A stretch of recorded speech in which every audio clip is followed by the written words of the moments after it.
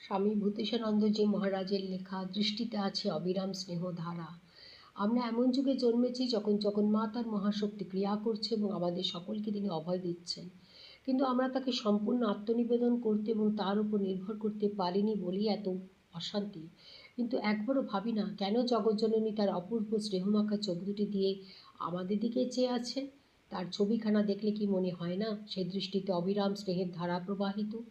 সেই ছবি যদি ধ্যানের বস্তু করে রাখি তাতে কি আমরা অভয় হব না? তার স্নেহের আবেষ্টনীর ভেতর থেকে আমরা কি নিশ্চিন্ত হতে পারি না? এখানে আমাদের কিছু করণীয় আছে। ঠাকুর বলেছেন, তোমাদের কিছু করতে হবে না, তোমরা কেবল আমি কে, তুমি কে, তোমার সঙ্গে আমার সম্বন্ধ কি তাই জানো। মা বলেছেন, জেনো আমি তোমাদের মা। এই কথা শুধু বলার নয়, তিনি চাইছেন আমরা তার কাছে সম্পূর্ণ আত্মনিবেদন করে তাকে জননী রূপে গ্রহণ করি। তাহলে আমাদের মনের ভার লাঘব হবে, ভয় দূর হবে। মাও বলছেন, আমি আছি, আমি তোমাদের উদ্ধার করতেই।